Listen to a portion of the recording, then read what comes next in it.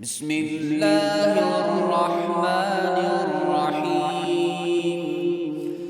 يا أيها الذين آمنوا لا تلهكم أموالكم ولا